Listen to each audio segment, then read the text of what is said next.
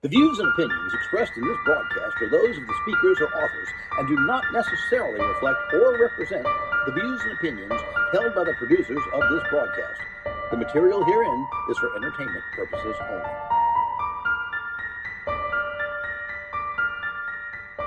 Welcome, everybody, to Scariest Paranormal Radio. This is Kalila Smith, and we have a gentleman here tonight, Calvin, who is going to talk to us about his experience many years ago. He is from Pascagoula, Mississippi, my family's old stomping ground, and he has had an actual experience with alien abduction. So welcome, Calvin Parker. Welcome to Scariest Paranormal. It's a pleasure to have you here, sir. Oh, it's my pleasure to be here. I was just down in your part of the country not too long ago with the doing a filming for the History Channel. Oh, really? Wow. Yeah, in Houma, Louisiana, which I used to Okay. live in Golden Meadow, Louisiana, which I think is pretty close to where you used to live there. Yeah, I don't know where, I'm not real sure where Golden Meadow is. I actually live in La Place, so I'm about maybe 45 minutes from Homa. I'm not Yeah, far from yeah, I'm not far from Homa at all. Homa's not real far from me, but I know Meadow's down there somewhere. I know it's like going down there towards Grand Isle. yeah, it is. Highway 1, it'll take you right through. But the reason I was down there, also, we talking about different things that happen all over the world. Colonel Jesse Marcel, that was in the Roswell incident, was actually lived in Houma, Louisiana. Well, when I live in Golden Meadow, I got to meet him and we became friends. And they was wanting to know a little bit about what we had seen and talked about and all. And I was curious to know what Jesse was. Of course, he's dead now, but we just went back through where he used to live and talked a little bit about him. Wow, that's fascinating. That is fascinating. Well, so tell me, let everybody know, because we're going to be airing this show sometimes in a couple of months. We're recording it right now. So tell us a little bit about yourself, a little bit about your background, and let's start there so people kind of get an idea of who you are. And this happened. When did this happen? This In encounter happened to you? 1973, October 11th of 73. 1973. And this was the Wow. strangest thing. I was working in the oil field originally before I went to Pascagoula to go to work in a shipyard. So, but it was a 16, back then it was 16 hours a day, 7 days a week. Well, I was engaged to get married in November. This happened in October, and I was engaged to get married in November, and I wanted somewhat of a normal life. I mean, I was making plenty of money in the oil field, but I wanted normal in my life. All I've ever wanted to do was get married, buy a house, have children, have grandchildren, retire and fish. But all that stuff kind of got turned around in a different direction. So I called a friend of mine, which name was Charlie Hickson. He was working in Pascagoula in one of these little small shipyards. And I asked him if I could get a job and come down and go to work. And that would give me a shot at, having some time off and possibly then moving from my hometown, which was Laurel, Mississippi, to Pascagoula and settling down here. And he said, sure. So to make a long story short, I moved to Pascagoula on October the 10th. October the 11th, I had a physical. I had my physical, I got hired, I got fired, and had a physical all in the same day. But this is where Wow. the abduction happened. So, it's just a lot that's been going on. I'm trying to turn my phone off here, but you know, it's been a long road. It was 46 years that I went without talking about this thing, and then all of a sudden, out kind of a freaky thing there, I started talking about it. Matter of fact, I never talked to my wife, my friends, my family, to nobody about what had happened. The whole world knew because the next day, October the 12th, that was a big headliner all over the world. It wasn't just here in the United States or just here local, but this went out all over the world. And I kind of kept it under my hat until July of last year when the book came out.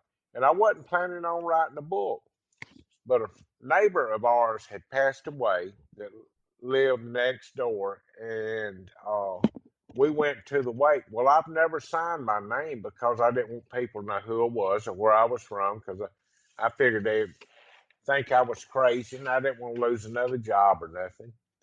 So we went to the wake. My wife and I went to the wake. I accidentally put my real name down on the log where you log in at the wake for some reason.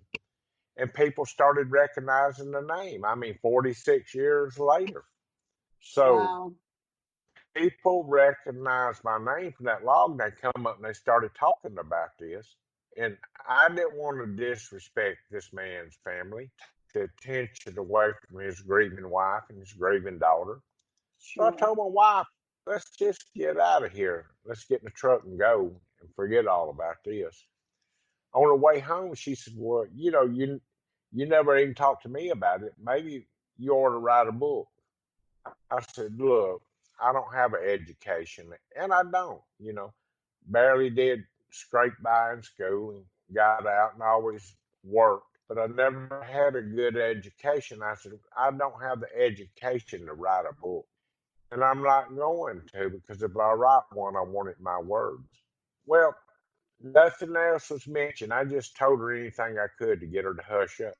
But by chance, yeah, very next day, I was down at the boat landing, loading my boat on the trailer, and the phone rang. And it was a guy called Philip Mantle. And he has a publishing company in the UK.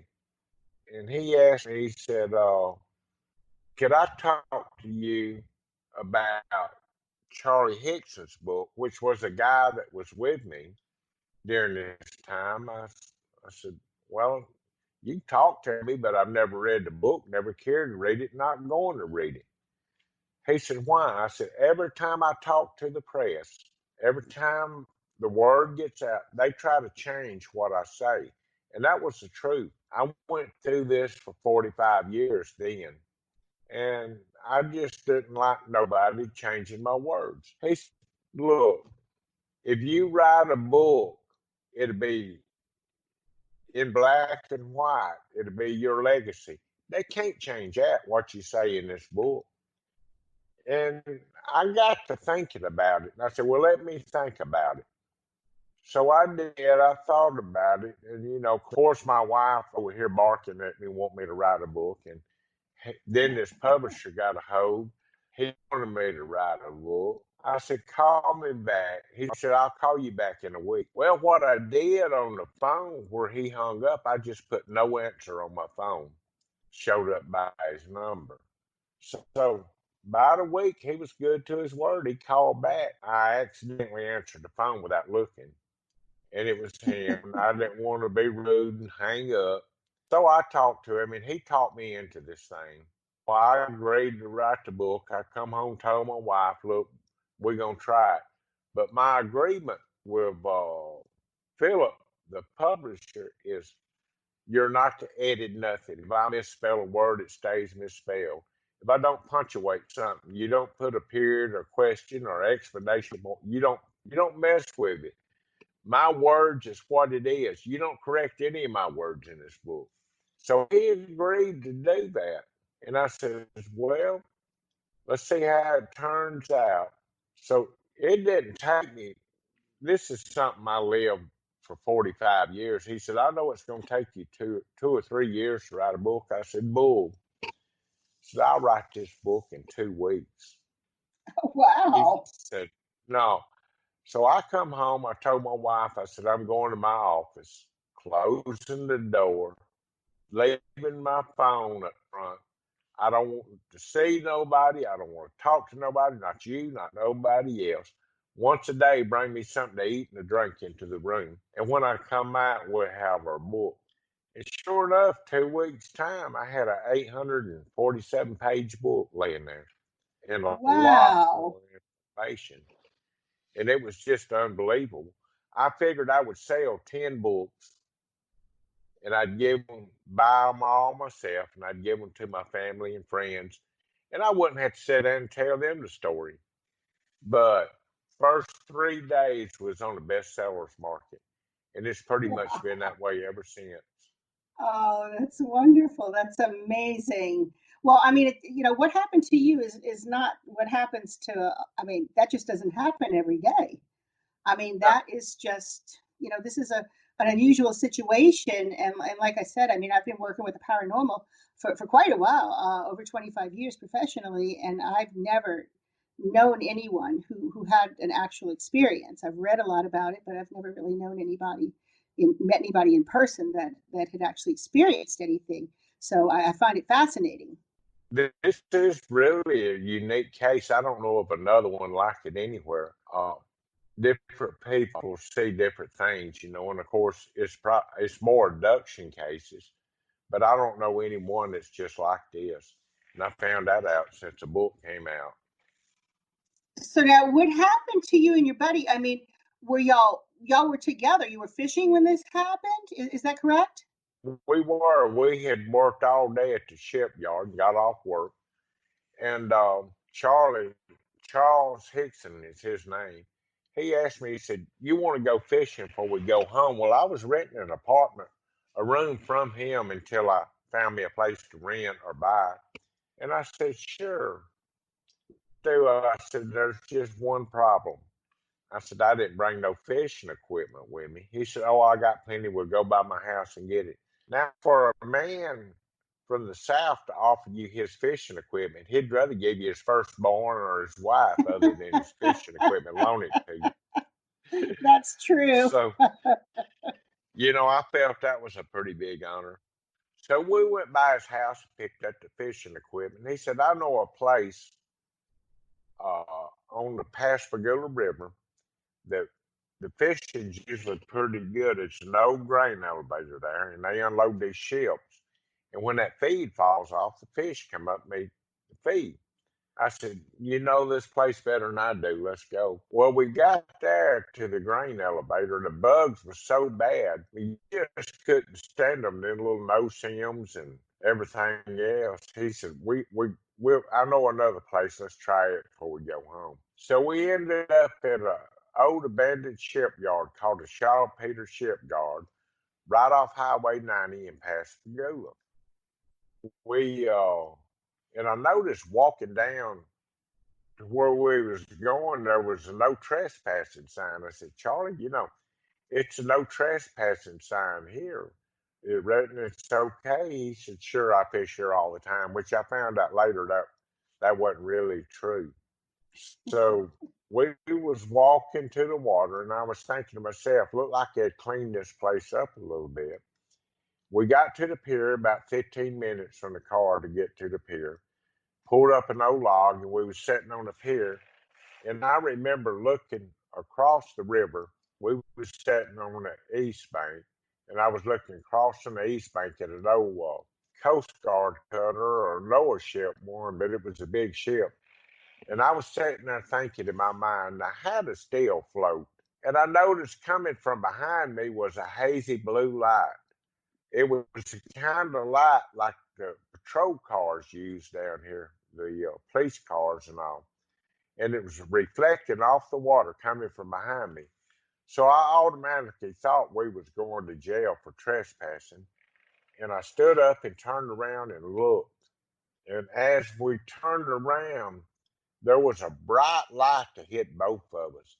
I mean, it was blinding bright. It's just hard to believe how bright it was. And it was focused on us. It temporarily, kind of temporary blinded me for a minute. And I know it had to, Charlie. And time this kind of started wearing off, I noticed there was three bulky looking creatures coming toward us, but it was too late to run. I mean, nowhere to run to.